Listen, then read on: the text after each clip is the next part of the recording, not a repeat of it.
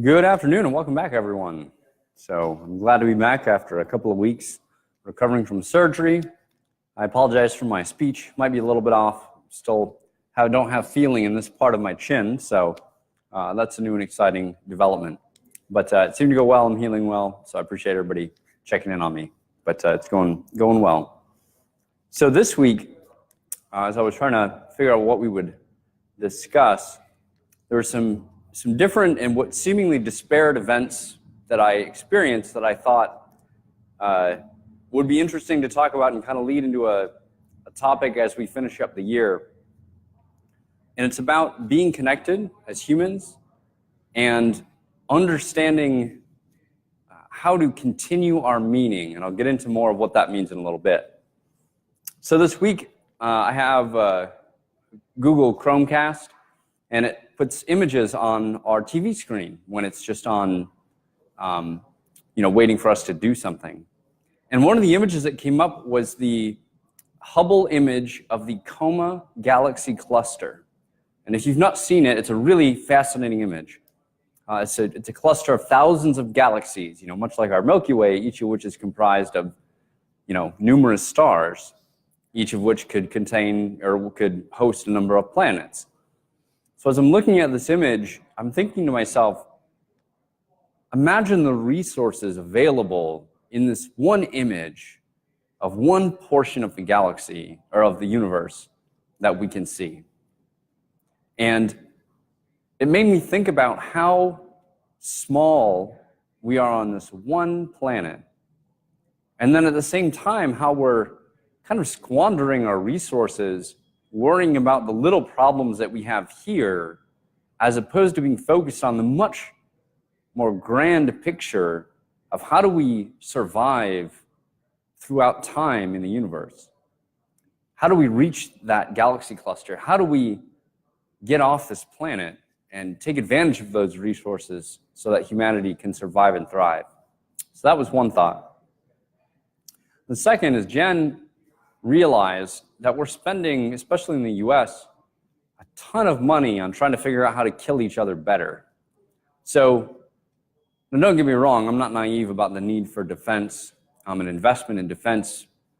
But at the same time, we spend right now around $700 billion a year on defense, where we only spend about, the State Department budget decreased from $55 billion in 2017 to $37 billion projected for 2019. So that's arguably what we spend on peace. And then the NASA budget's only $20 billion.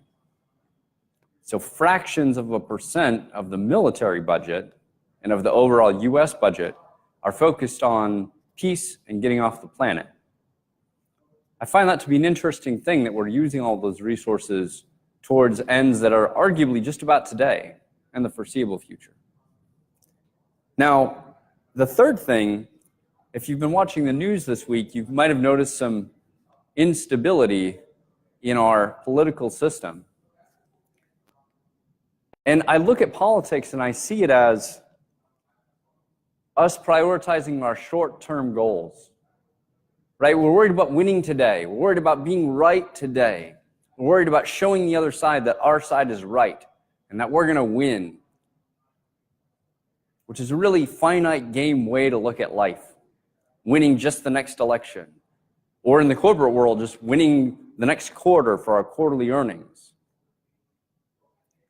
And what's the cost? What's the expense of living like that and looking at the world in that way? Well, to me, it's that long-term future of taking advantage of the resources that exist in the universe. So what do these points have in common? What does it mean? So meaning is something I want to talk about. Matt and I have been having discussions about what does it mean to mean something? Right? So every day in the world, you do something. And what you do has a ripple effect. You create ripples that influence people around you. And if you do something significant, arguably those ripples then continue on outward and ideally affect something in a positive way. And sometimes you'll add something into waves that already exist and increase their amplitude so that they go farther and have a greater impact. And sometimes we do little things that are meaningless, like we watch a TV show or whatever it is. And that's okay too. Can't always be doing all the important stuff. But what would our actions mean if humanity were wiped out tomorrow or next week or next year? Would it mean something that we fix the barriers at Scideport? Would it mean something that we have tried to invest in a better world for our children? I'd argue that no. If humanity ceases to continue, our meaning ends. And while that might seem like a scary thought, I think what it really does is help us to clarify and focus our efforts today so that we don't lose meaning in the future. So to these people who are focused on the short term, I kind of challenge them to say, does it matter how much money you made in your life, or what you won, or who you proved wrong, or how big your house is? Or does it matter that humanity continues? And I'd argue that the latter is far more important. So like I said, if humanity ever goes extinct, our meaning ends. It's as if we were never here. The planet will eventually wipe our evidence away from the planet and probably continue on in a better way than is currently. So imagine humanity's possible futures like a tree. And so right now we're at the trunk, and the trunk only goes one direction, and that's up, arguably. And then from there we branch. Now some of those branches lead to nothing. They stop. And if we follow the branches long enough, when we can't go back, or we can't take another branch to another future, we lose. And so the idea then is to make our vision, to focus our vision far enough up the tree that we can see that we're headed toward a dead end and steer away from it. We can look a couple of branches away and see, all right, don't want to go that direction. That direction looks like it has fewer options for us in the future. And instead, we head toward something that seems more stable, that gives us more optionality in the future. So ideally, we follow the branch or the set of branches that give us the option that humanity will continue to survive and thrive into the infinite future. And the infinite future seems very esoteric, very supernatural, but it isn't, right? It seems long because our lifespan is only, 100 years, give or take. And infinity is, infinity, right? Billions of years, more than that. But it's just tomorrow. Just a lot of tomorrows put together. So how do we optimize more tomorrows? I have a couple of thoughts. So one, like I said, we need to expand our vision. We need to lift our heads up and our eyes up from the few feet in front of us. I heard a saying before that, it's like bringing a knife to a gunfight. You're very short range. Or hitting 5-meter targets, meaning that you can't deal with anything farther out because you're so overwhelmed by what's here.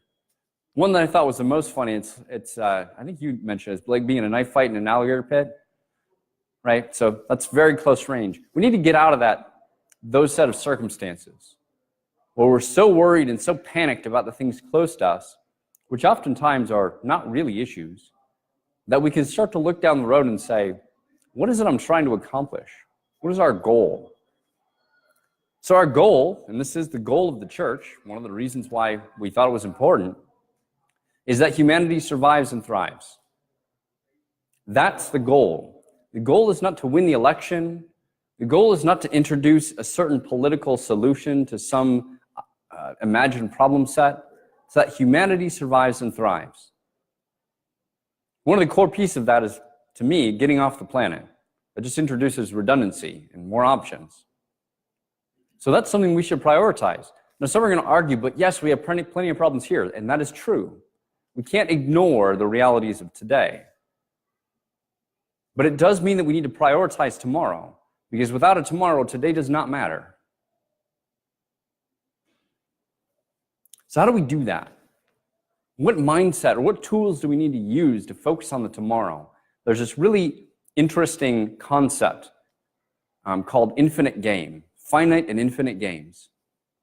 So a finite game is something with clear rules, a set timeline, a beginning and an end, and a winner and a loser. It's a zero-sum game. So political contests, quarterly earnings, trying to argue with someone on Facebook. Those are finite games, right? And even if you win, in the long term, it doesn't necessarily mean anything.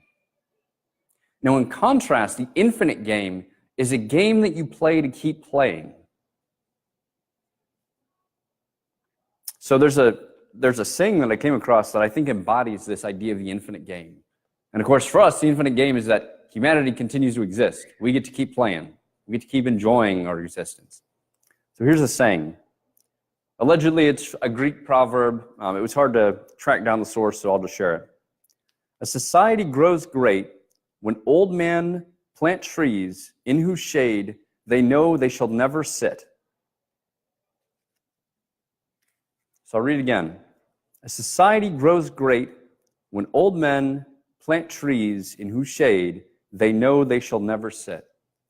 And that means they have a long enough timeline in their mind that the benefits of humanity outweigh the work of today to plant the tree. That they have decided to invest in their grandchildren's future at the expense probably of just a minor discomfort today.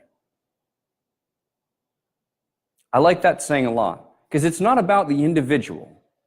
It says the society grows great. And it says old men. And people might say, well, why not women? Well, I think, one, women are probably smart enough to do that to begin with. But honestly, when you look at people who are in our leadership today, it's a lot of old men. And a lot of times they do not prioritize the future.